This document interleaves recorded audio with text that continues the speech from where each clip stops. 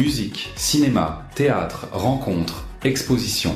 C'est avec Nadia Siassi dans le guide culturel tous les samedis de 9h à 10h sur Alger, chaîne 3. Bonjour à tous, très ravi de vous accueillir en ce samedi. Nous sommes le 31 janvier 2026. Nous vous accompagnons jusqu'à 10h culturellement vôtre. C'est le guide culturel qui vous permettra de faire connaissance avec tous les plans de sortie près de chez vous, parce qu'il ne faut pas s'éloigner de chez vous quand même aujourd'hui avec la tempête, avec la pluie. Peut-être que ça vous empêchera de sortir, mais sachez qu'il y a beaucoup d'activités qui vont vous permettre d'être vraiment au chaud dans des espaces qui vont vous permettre de rencontrer du bon monde, des artistes, plasticiens, des écrivains. Je fais allusion à Moustapha Nedjeh qui sera aujourd'hui en après-midi à la Fondation Asla. Je fais aussi référence à Zafira Ouarti, responsable de l'entreprise Artissimo, qui prépare un grand événement et qui est présente chez elle ici à la rue des Douches Mourad pour vous accueillir, puisqu'elle vous propose énormément d'ateliers artistiques, créatifs. Elle est présente parmi nous et vous allez en savoir un peu plus. De l'autre côté de la Méditerranée, un événement qui se prépare. C'est le Salon de l'Algérie à Lyon, où il y a une grande communauté algérienne qui sera présente à cet événement. Il y aura des artisans, il y aura le tourisme qui sera rendez-vous à travers cet événement. Et je reçois dans un instant Nordine Gasmi, organisateur du Salon de l'Algérie à Lyon. Il est présent ici en Algérie pour faire vraiment le plein de toutes ces personnes qui vont organiser, qui vont faire partie de ce salon. Le tout est orchestré, le guide culturel est orchestré par Samir Djennadi à la réalisation jusqu'à 10h. Votre moment culture du week-end, c'est avec Nadia Siassi, de 9h à 10h sur Alger chaîne 3. C'est toujours un plaisir quand on écoute Hamidou. Vous avez fait de la musique andalouse côte à côte. Oui. Vous étiez en classe petite. Ben oui, petite classe. Fakharjia en fait. Fakharjia, l'association Fakharjia. J'étais jeune et puis Hamidou faisait partie de l'association. Donc lui, il était dans la classe des grands. Moi, j'étais la petite et j'aimais bien assister à leurs cours. C'était super, c'est à la rue des Douches Mourad. Vous n'avez pas continué? J'en ai fait quelques années. Après, le Fakharjia avait pas fermé, mais avait déménagé. Après, il y a eu les années 90, et le bac, le truc, etc. J'ai arrêté. Mais j'en ai fait peut-être 5 ou 6 ans. Ah oui. Donc, je jouais l'oud à l'époque. Peut-être que la prochaine fois, vous allez nous interpréter un petit quelque chose. C'est vrai. Bon, j'ai plus beaucoup de notions de oud, mais après, j'ai fait du piano. Donc, là aussi, j'en ai fait pas mal de temps. Aujourd'hui, je chante plutôt dans la chorale d'Artissimo. Donc, merci de votre présence, Zafira Ouarti. Vous êtes responsable de l'entreprise de formation, de diffusion et de production culturelle Artissimo. 25 ans d'existence. Nordine Gasmi, bonjour. Merci de votre présence. Merci de m'inviter. Vous êtes organisateur du Salon de l'Algérie à Lyon, vous êtes ingénieur de formation, vous étiez enseignant, oustad. Oui. Vous avez l'air d'un professeur. Donc dans des cours. J'enseignais le maths sciences en lycée professionnel. Oh là là. Voilà, non, c'est très très bien. Il suffit juste d'avoir une belle pédagogie et ça passe. Vous êtes comment avec vos enseignants? Enfin, vous étiez comment avec vos élèves? En fait, le rapport prof-élève est très important. C'est-à-dire que du moment que l'élève ressent que le professeur est là pour l'aider à avancer et qu'il y a beaucoup de respect, après tout se passe bien. Moi, en tout cas, je me régale en tant que prof. Oui, et vous n'êtes plus enseignant aujourd'hui? Oui, en fait, là, j'organise depuis 2 ans le Salon de l'Algérie, donc c'est pratiquement du plein temps. Oui. Écoutez, en tout cas, merci de votre présence. On va commencer par les dames. Mais vous pouvez intervenir à n'importe quel moment. Mais cela dit, nous allons aussi et surtout parler de votre événement, le Salon de l'Algérie à Lyon. Une grande partie de ce salon sera réservée à nos artisans, à notre production algérienne ici et ailleurs, parce qu'il y a une grande communauté algérienne qui réside à Lyon et aux alentours, en France en tout cas, qui prennent part à cet événement. Alors, Zafira Ouarti, je rappelle que je vous ai invité il y a longtemps, je ne dirais pas il y a 25 ans, mais en tout cas, mes débuts à la radio. Vous êtes jeune et belle. Vous êtes toujours jeune et belle. J'allais vous dire merci. On attendait votre réaction. Merci de le confirmer, Nordine Ghesmi. On est toujours jeune et belle. Voilà, c'est pour ça qu'on est là aujourd'hui. On verra ma femme maintenant ce qu'elle va dire. 25 ans d'existence, voilà, et franchement, ça fait plaisir à chaque fois de vous accueillir parce que on parlait tout à l'heure de la musique andalouse. Vous avez commencé déjà dans le cadre de l'entreprise Artissimo à organiser beaucoup d'ateliers en faveur justement des enfants, notamment, et pas que, hein, des ateliers artistiques, de dessin, des arts visuels, de la musique. Et Artissimo a évolué depuis 25 ans. Il y a beaucoup de choses qui ont changé, hein. Tant mieux. Oui, effectivement, lorsque nous avions commencé, en fait, nous voulions être un lieu qui permette aux enfants et aux adultes de pratiquer des disciplines artistiques. Donc c'était effectivement des ateliers de musique, d'art visuel, de danse, de photographie. Après on a fait de la formation professionnelle dans le domaine des arts graphiques, de l'architecture d'intérieur. Donc tout ça c'est bon, bien sûr a évolué. On a fait le lieu est devenu assez rapidement un lieu où les artistes nous sollicitent parce qu'ils avaient besoin d'espace pour montrer leur art, pour débattre, pour discuter, échanger, pour faire des expositions. Et donc, en parallèle à notre mission de transmission, d'éducation, notre lieu s'est transformé au fur et à mesure pour devenir un lieu de diffusion, mais aussi par la suite un lieu de production, d'événements, de projets à impact social. Donc l'idée était de mettre en lumière la scène culturelle algérienne, de la montrer, de leur donner la possibilité d'avoir une scène à leur disposition et en même temps de se rencontrer entre acteurs culturels, de faire rencontrer le public avec ces artistes-là. Parce que lorsqu'on parle de la formation et l'éducation sont très importants, mais bien entendu, après, il faut savoir qu'est-ce qu'on fait de la formation.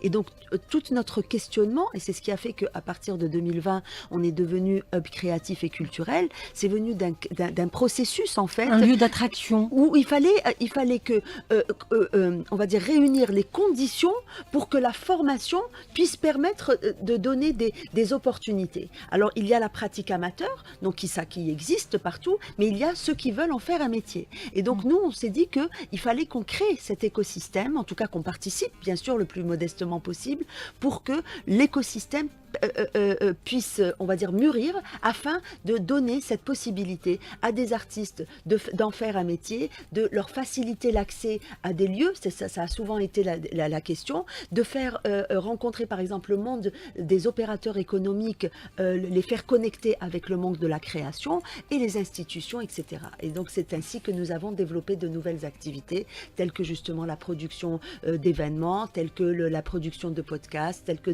l'organisation de conférences, en parallèle à notre ADN qui est celui de la formation et de l'éducation artistique. Et vous parlez d'opérateurs économiques, c'est le cas de le dire en tout cas à travers votre salon, le salon de l'Algérie à Lyon, Nordine Ghesmi, vous en êtes l'organisateur, c'est la 2e édition. Alors on en parle aujourd'hui, c'est très intéressant. Pourquoi ? Parce que d'abord il y a une effervescence culturelle en Algérie, ailleurs, et donc ce salon va réunir tout ce beau monde. Exactement. J'ai beaucoup aimé, j'ai beaucoup apprécié ce que vous avez dit. Zafira Warti. Zafira. Parce qu'en réalité, l'économie et la culture, c'est indissociable. Aujourd'hui, au niveau de la culture algérienne, moi je le vois, on dit souvent l'Algérie avance, l'Algérie est en mouvement, mais elle est en mouvement grâce à la culture et on le voit. Aujourd'hui, les acteurs culturels développent, vraiment valorisent, alors qu'avant, ça fait 10 ans que je vais en Algérie, c'était plutôt dans un coin, c'était un peu caché, alors que là, maintenant, vous allez dans n'importe quel endroit d'Algérie, on réserve des musées, on réserve des endroits, on expose, et je trouve que... Et il y a un lien avec l'économie, parce que c'est en valorisant la culture, l'économie du pays peut que monter. Je pense qu'il y a un lien vraiment entre un pays et sa culture. Si on montre la culture, on la met au devant de la scène, le pays avance à une vitesse très rapide.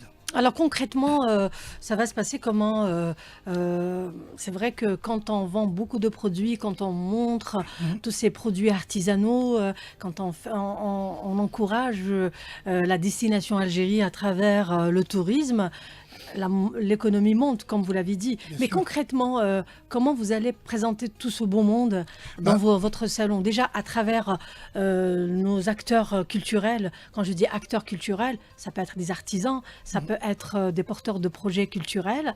Et la diaspora algérienne, la diaspora participe Tout à fait, aussi tout à à ce fait. salon. Tout à fait. Il faut surtout pas oublier les Algériens de France, parce que une bonne partie du pavillon culture vient aussi des Algériens de France, qui justement sont le pont, vraiment le pont concret entre l'Algérie et la France, et montrer les meilleurs ambassadeurs à l'étranger. C'est bien les Algériens de France qui montrent leurs produits au niveau de tout ce qui est artisanat, tout ce qui est... Vous savez, on parlait du caftan là, qui a été reconnu comme... Qui a été classé tout récemment tout à fait, comme produit à algérien. l'UNESCO. Oui. Voilà. Et là, aujourd'hui, on est en train de se réapproprier vraiment dans le monde. Alors moi, je parle de la France parce que je vis en France, mais de tout ce qui appartient vraiment à l'Algérie, de sa culture. Et la culture, en fait, elle évolue. Et là, on voit les échanges entre la France et l'Algérie. Et honnêtement, je suis vraiment... Moi, personnellement, je suis choqué de voir l'évolution des acteurs culturels. Et c'est pour ça qu'à Lyon, il y aura un grand pavillon uniquement Vous êtes réservé. impressionné, vous voulez dire? Ah oui, je suis... Oui, pas Non, mais, choqué. voilà, non, mais choqué dans le bon sens. Ah d'accord. C'est-à-dire que choqué, c'est pour marquer le fait Oui. que quand on arrive en Algérie, Oui. on voit pléthore de cultures qui se développent dans toute l'Algérie. Ce que je ne voyais pas il y a 10 ans, je le vois aujourd'hui, mais vraiment dans toute l'Algérie. Vous avez n'importe quel endroit d'Algérie, n'importe quel hôtel, on voit tout ce qui est bien développé au niveau de la culture algérienne. Oui. Bien sûr, nous allons donner le programme. Quelles sont toutes ces personnes qui vont participer à ce salon? On va vraiment détailler Oui, bien sûr. ce salon. Zafira, vous voulez rebondir sur ce que disait à l'instant Nordine Gasmi? Oui, alors d'abord l'initiative est superbe, vraiment elle est à encourager, et c'est vrai que lorsque vous avez parlé de la diaspora, moi qui voyage assez régulièrement, je remarquais que cette diaspora aujourd'hui, elle assume totalement elle assume totalement son algérianité et elle la revendique, ce qui ne veut pas dire qu'elle renie le lieu, le pays dans lequel elle a grandi, et peut-être Bien sûr. son côté aussi français, cette double culture, mais ce qui était quelque part un peu caché avant, aujourd'hui est totalement assumé et revendiqué. Et en même temps, ça se fait dans un esprit très positif. Ça veut dire Bien que sûr. l'Algérie, on a toujours dit, on a toujours entendu que l'Algérie, elle est diverse, que l'Algérie est riche, que l'Algérie est...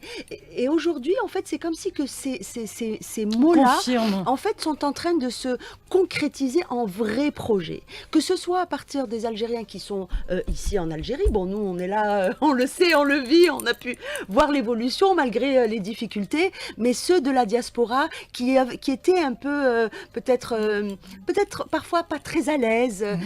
Aujourd'hui, on franchit ce pas-là et je trouve que c'est magnifique, ça. Tout à fait. D'ailleurs, Nordine Gasmi, oui. tout à fait. D'ailleurs, c'est exactement ça, parce que, vous savez, moi je pense qu'il y a eu un déclic il y a quelques années, où le président Abdelmadjid Tebboune a été très clair en disant: les Algériens établis à l'étranger, vous êtes une composante essentielle du pays. Et ça, pour moi, même je le sens quand j'ai réalisé ce projet, quand j'ai réalisé le Salon d'Algérie, ça a été pour moi un déclic, parce que ça voudrait dire qu'on a eu une personne qui a fédéré concrètement les Algériens de l'étranger, et ce qu'on n'avait pas avant. C'est malheureux, c'est comme ça, mais maintenant, aujourd'hui, mais moi je le vois dans nos relations avec tous les Algériens d'Algérie, j'ai une relation mais fraternelle incroyable. C'est-à-dire qu'on a l'impression qu'on ne s'est jamais quitté. En fait, ils prennent conscience de leur force. Oui. Et ça, c'est bien. Il y a une diversité musicale aussi.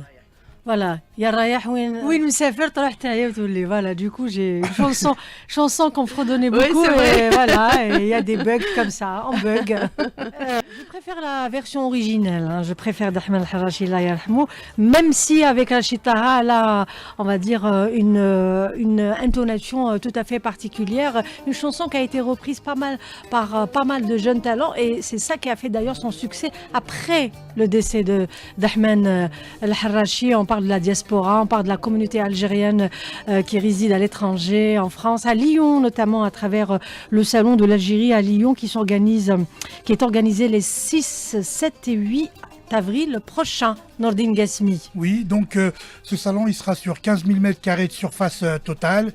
On aura 3 000 m² sur la gastronomie algérienne, donc c'est là où on parle de culture aussi gastronomique. Il y aura plus de 220 stands et on attend en moyenne 70 000 personnes sur les 3 jours. Voilà. Ce salon, vous allez avoir à peu près 5 grands pavillons. Il y aura un pavillon industrie-commerce, il y aura un pavillon tourisme algérien, il y aura un pavillon immobilier stratégique, un autre agroalimentaire et le pavillon qui nous concerne, c'est l'artisanat souverain. Quand je dis l'artisanat souverain, c'est vraiment pour montrer spécifiquement, c'est ce qui appartient vraiment à l'Algérie, pas du tout maghrébin, c'est algérien.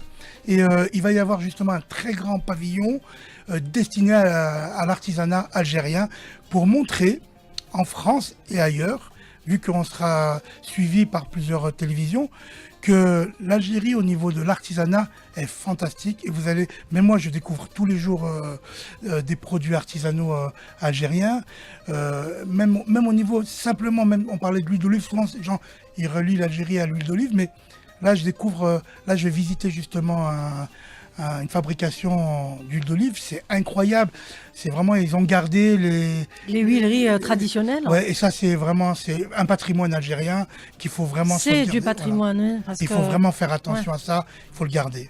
Oui, voilà. Donc l'artisanat, sinon oui. Je sais qu'il y a beaucoup de conférences, oui. Il y aura de la gastronomie, bien donc oui.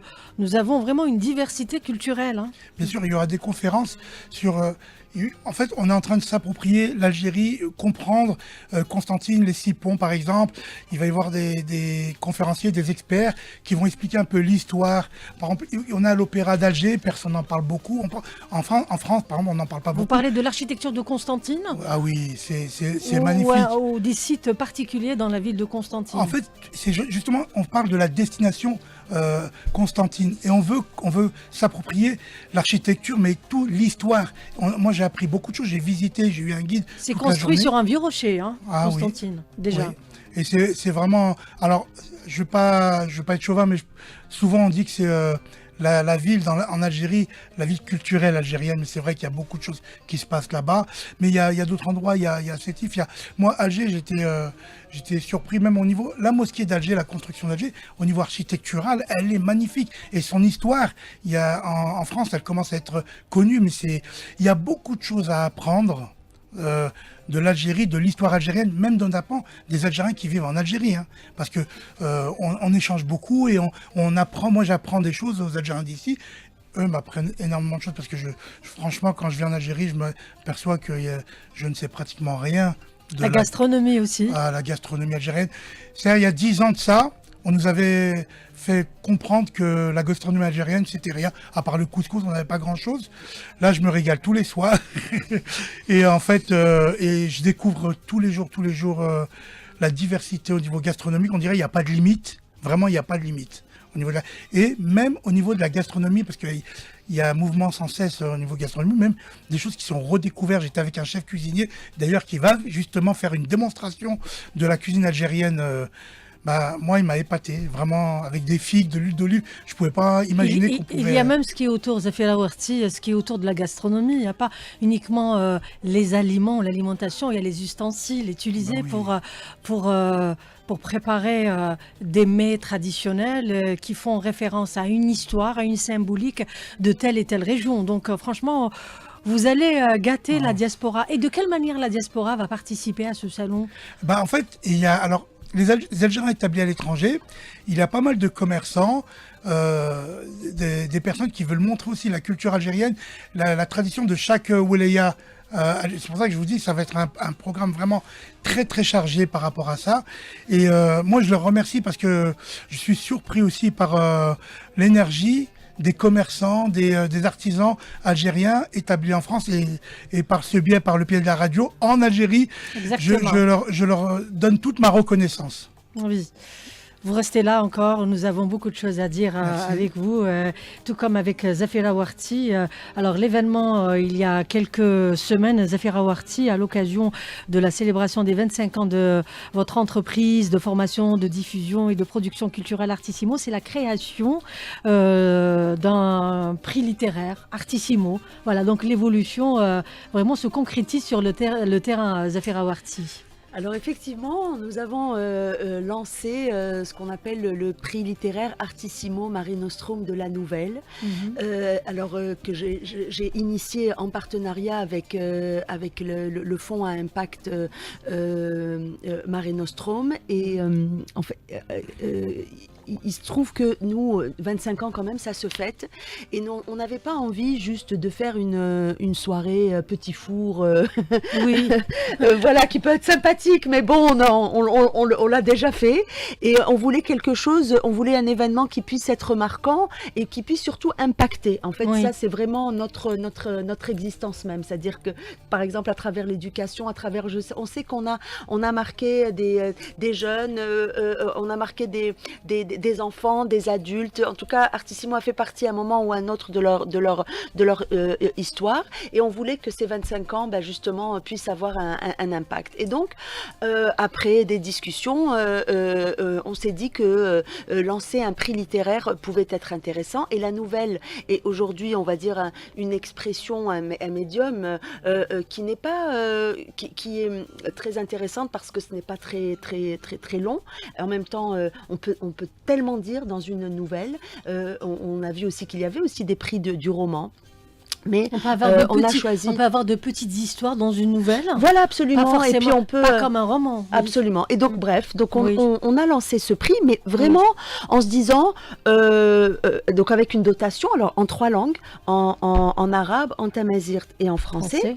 Et on s'est dit, on envoie, on va voir ce que ça va donner. Si on a 50 participants, on est bien. Ça serait super. C'est vraiment une histoire de marquer le coup. Sauf que on a eu, comme disait Monsieur, un choc, c'est que un choc positif.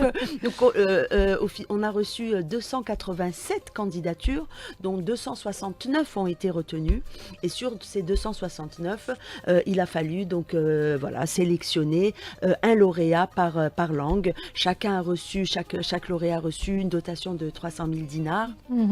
Et les textes ont été superbes.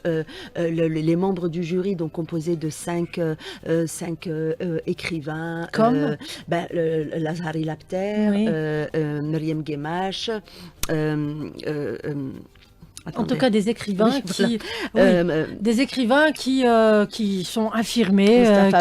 Ben Faudel, bien entendu, et pas mal d'autres écrivains. Qui ont fait partie donc de ces membres du jury. Et du coup, on a vraiment, on a réalisé qu'il y avait un vrai potentiel. Et donc, la cérémonie de remise des prix a eu lieu au mois de décembre.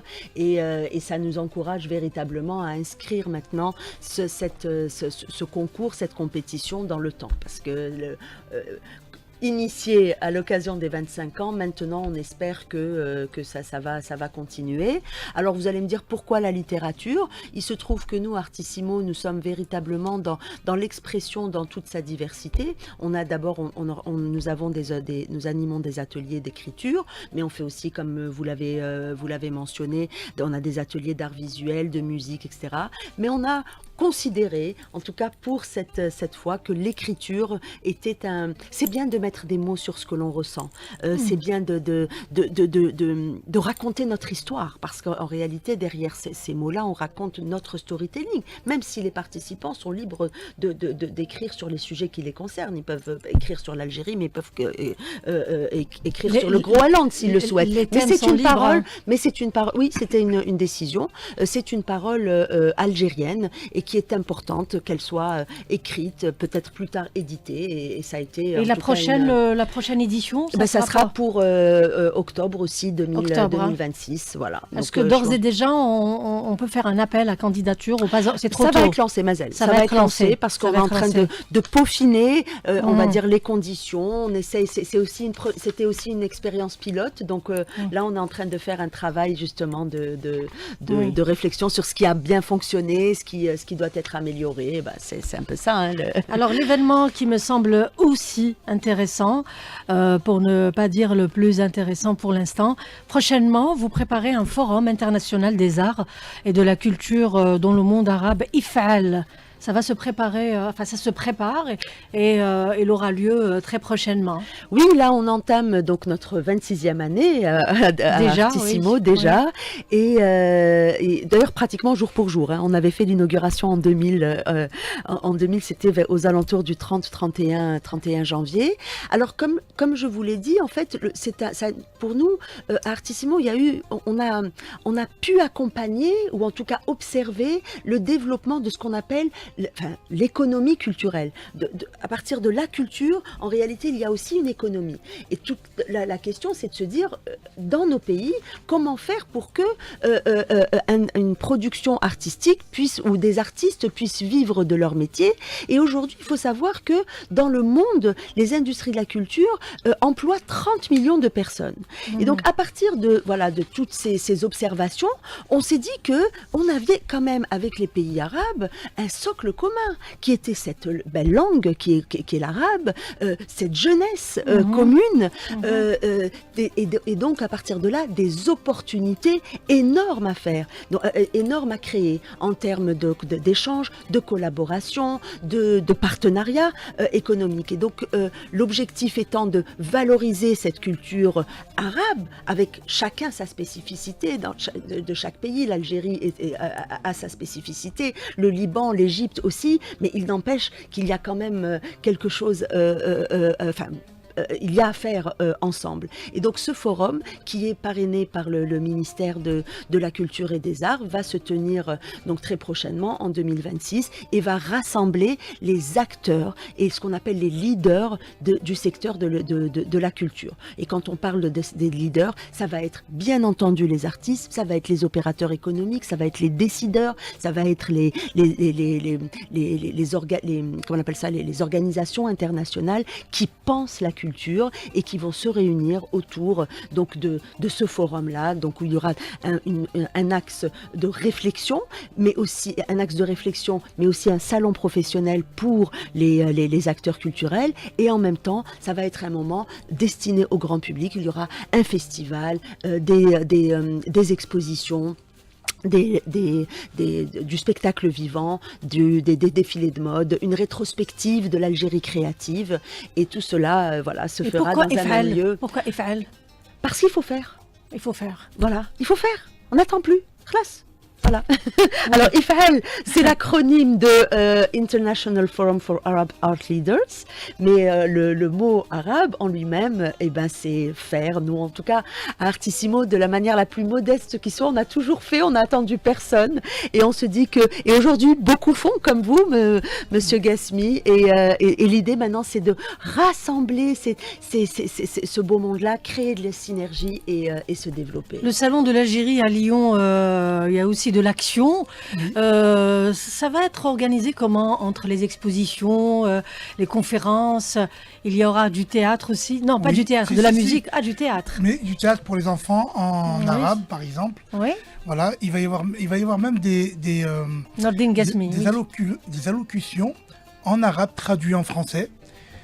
Pour montrer un peu, parce qu'il y a des personnes qui comprennent bien l'arabe en France, et c'est pour montrer aussi la qualité des intellectuels algériens, qui vont même parler de leur culture en arabe, et on aura des traducteurs en français pour bien montrer que, comme vous venez de dire, les Algériens n'en ont attendu personne pour faire les choses, et pour moi ça aussi c'était très important, même si vous le savez, je ne comprends pas bien l'arabe, mais ça me plaît, parce que il faut aller à la recherche d'apprendre sa langue. Voilà. Il y a une troupe que vous avez invitée aussi de Béjaïa, c'est ça? De danse. Il y en a une spécialement plusieurs troupes. Il y en a un qui me tient à cœur, parce qu'ils n'ont pas pu venir la première année, la première édition. Là, ils vont venir, Inch'Allah. Et c'est la troupe de Kateb Yassine. C'est vraiment des danseurs professionnels, chanteurs professionnels, extraordinaires. Et vraiment, vraiment, je souhaite... ils doivent m'entendre aujourd'hui. J'espère que vous allez venir. Normalement, ils viennent. On s'est arrangé. Bon, j'ai rendez-vous demain avec eux. Oui. Donc c'est un salon très varié, très riche, très diversifié. Il y a tous les domaines, l'artisanat, l'architecture, la danse, la musique. Qu'est-ce qui manque? Et même au niveau aussi, comme je vous ai dit tout à l'heure, il va y avoir des experts qui vont venir vraiment décrire l'Algérie. Nous faire découvrir l'Algérie et vraiment hein, c'est quelque chose, ça donne envie. Vous savez qu'on parlait de la destination algérienne, les Algériens de France aiment beaucoup aussi la culture algérienne et la découvrir, et c'est pour ça qu'il va y avoir le tourisme, aller voir sa famille en été, c'est très bien, mais il va y avoir aussi le tourisme culturel qui va être développé là.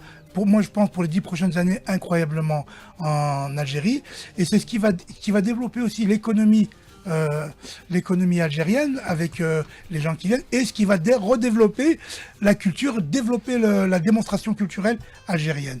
Parce que juste pour vous dire, c'est que nous on veut ce salon, c'est quoi l'objectif de ce salon? C'est de créer une plateforme d'échange culturel. On veut qu'il y ait un rayonnement culturel de l'Algérie tous les ans à partir de ce salon. C'est vraiment une vraie plateforme, c'est quelque chose de structuré. Et ça va être organisé où? À Lyon? À Lyon, à Dessines, ou à la LDLC. C'est l'endroit le plus prestigieux de tout le Rhône-Alpes, de tout Lyon. C'est une salle, une grande salle de concert. C'est une très grande salle de concert qui accueille les plus grandes stars internationales. Et comme nous sommes Algériens, on ne fait jamais à moitié. Donc on a choisi cette salle vraiment sublime. Magnifique.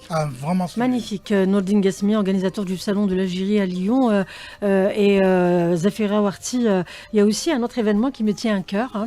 Il y a beaucoup d'événements avec Zafira. De toute façon, c'est un hommage, c'est une rencontre sur Anna Griki qui se prépare aussi.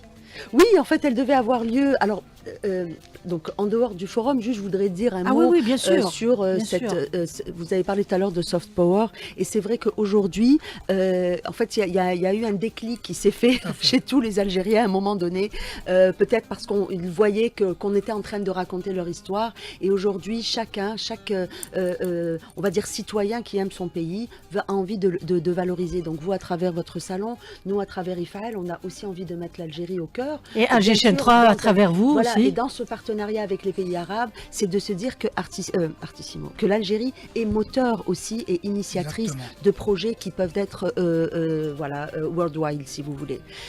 Pour revenir à aux petites, on va dire, aux activités que nous organisons régulièrement à Artissimo. Donc, vous savez que nous avons une programmation culturelle que l'on fait dans notre lieu, donc qui n'est pas très grand, mais qui en tout cas rassemble un public de plus en plus régulier. Donc, on a à peu près 3 à 4 événements par mois.